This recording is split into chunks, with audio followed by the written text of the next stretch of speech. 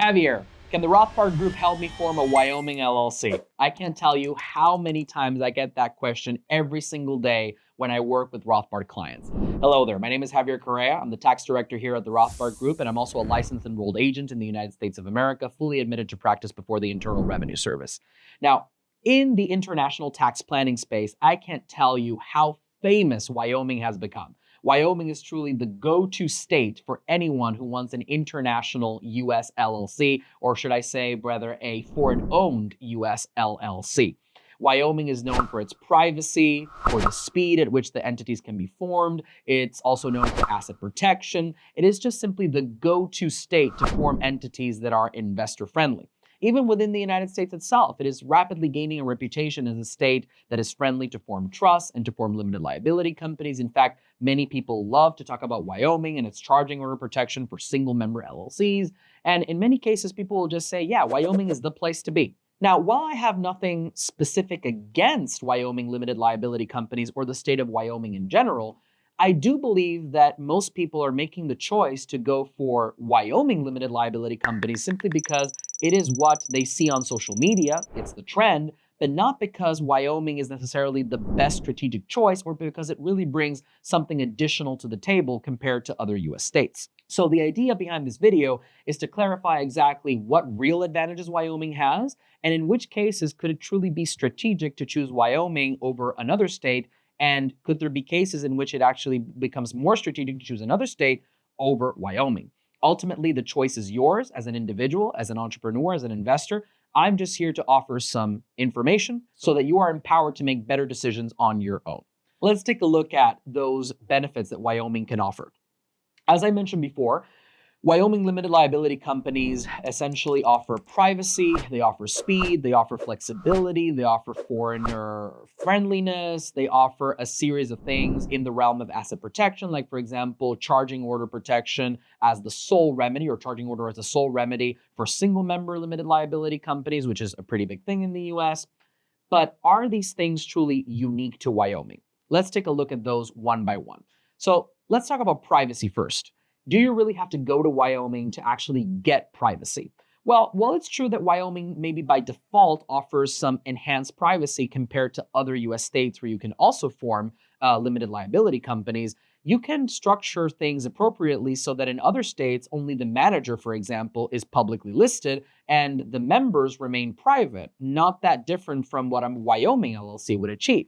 So for example, if you take a look at the state of Florida, if you have a manager-managed LLC, the manager is going to show up on SunBiz, which is obviously publicly available to anyone who wants to check and verify the information. But members that are just passive investors in the business or strategic holding companies that you also own, that own that US LLC in turn, all that can remain private and will only show up in the operating agreement. So when it comes to privacy, do you really have to go to Wyoming? Not necessarily. Wyoming is good for privacy, but it's not the only player out there in the US.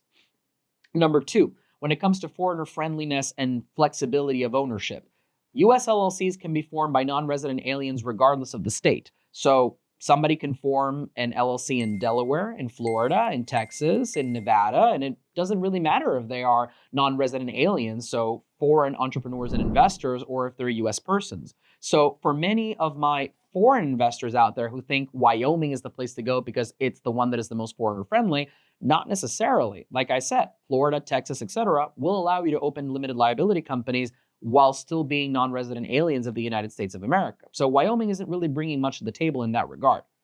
Thirdly, when it comes to banking, I actually believe that Wyoming might be at a slight disadvantage. Because Wyoming actually has this, let's say, image of being the offshore state within the US, and that people actually look for Wyoming just because it is tax-friendly, anonymous, privacy-oriented, and it offers good asset protection, but not because there's a real business purpose for having that entity in Wyoming, banks are often a bit more cautious in opening bank accounts for Wyoming LLCs versus states that have more economic substance like Texas or Florida. So when I work with international clients, in many cases, they're getting bank accounts more easily and faster for Florida or Texas LLCs than they are for Wyoming LLCs. Not that it's impossible, but I do think there is less friction when the state in which the LLC is formed basically has a real business purpose other than simply tax and asset protection benefits. Now let's talk about taxes. Many people love the fact that Wyoming is a tax-free state, But if you're a foreign entrepreneur and investor, as long as you're forming that limited liability company, and that limited liability company is either a disregarded entity for US tax purposes if it's owned by one person, or a partnership for US tax purposes owned by multiple people, and that you are paying attention to sourcing rules and only generating foreign source income, there is no real major difference in choosing Wyoming and another tax-free US state like, again, Florida or Texas or Nevada. In fact, you can even go to other states like even high tax New York or California and make it work, even though I would not necessarily recommend that because those states tend to be aggressive with taxes. I would always caution people to go more towards tax-friendly states, but my point still stands. You don't really need to go to Wyoming to get those tax benefits if you're a foreign non-resident alien investor. So Wyoming isn't really offering anything significantly unique in that regard either. In addition to that, when it comes to corporate flexibility, people tell me, Javier, I want to set up my Wyoming LLC because I want to be able to draft a bespoke operating agreement. I want to have multiple type of membership units. I want to have my investors with type B units. I want to hold type A units as the founder. I want to imitate the kind of like a preferred stock versus common stock arrangement, class A, class B, whatever it is. And I tell them that's fantastic, but you don't need to go to Wyoming for that. You can still go to Florida or Texas or Nevada or Delaware, and you can get the same result. So ultimately, is Wyoming really needed for corporate management flexibility and corporate structure flexibility? No, not at all. Not necessarily. And now let's talk about the famous charging order protection. So charging order protection is something that is relatively rare around the world. US limited liability companies do have it. And essentially, in a nutshell, and I'm simplifying here just for educational purposes, a charging order protection is a kind of remedy that can be offered to a judgment creditor that would allow him to place a lien on the membership interest of a debtor. So that means that, for example, let's say that you get into some kind of car accident, right? You're sued and then you have a creditor, and that creditor says, I want to take your assets, or I'm allowed to take your assets by the court because I've been awarded $1 million in damages, whatever it is. If you own an LLC, you could potentially have access to this thing called charging order protection, where the best thing that creditor can do is place that lien and say, I lay claim to any future distributions that come from the LLC, but that person cannot take your LLC away from you, cannot step into your shoes and manage the LLC, cannot sell off the assets of the LLC, etc. Now, in most cases, and this is where states like Wyoming could have a slight edge, many US states only offer these kinds of protections to genuine multi-member LLCs, meaning LLCs that really have, two or more members, and that by essentially, foreclosing or liquidating the assets of the LLC or making that person, that creditor, come into the management, it would result in harm to a independent third party that is the other member in the company. So in other words, single member LLCs do not enjoy charging order protection as the sole remedy unless you're in one of a handful of, I believe, 7 or 8 states that do allow this, Wyoming being one of them. So in this regard, if you're specifically going to open a single member LLC and you specifically are looking for charging order protection, yes, Wyoming could offer an advantage. But then again, you have South Dakota, which is very good for asset protection, Nevada, that has more case law and more case history than Wyoming and also offers charging order protection for single member LLCs. Texas recently joined in 2023.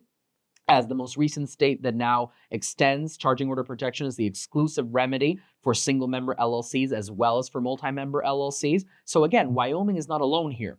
Other major states like Florida, for example, have been famous for only extending this protection to multi-member LLCs. So here you do see this bit of a disparity. However, in many cases, clients of the Rothbard Group hold their US LLCs through foreign holding entities that provide even more asset protection than charging order does in the individual US states, including Wyoming. So while we do acknowledge that Wyoming may be very strong for charging order protection at a domestic level, when you start thinking at a global level, you realize that foreign jurisdictions like, for example, Panama, could even offer stronger asset protection measures than charging order protection in Wyoming. So ultimately, does Wyoming really make a difference? If you have a foreign holding company, it really doesn't make much difference if you have the LLC in Florida or if you have the LLC in Wyoming. It really doesn't.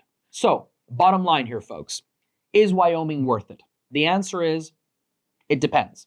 Wyoming is a great option, but it is not the only option. And here at the Rothbard Group, when foreign international entrepreneurs and investors come to us and ask us about the ideal state to open an LLC, we're going to look at a variety of factors, not just, what your social media influencer or what your local CPA is saying in the United States of America. We're going to analyze your business, where the economic substance is held, where your clients are, bankability of the structure. And while Wyoming is not a bad option, it is not the only option. And we will not necessarily recommend Wyoming in every single case.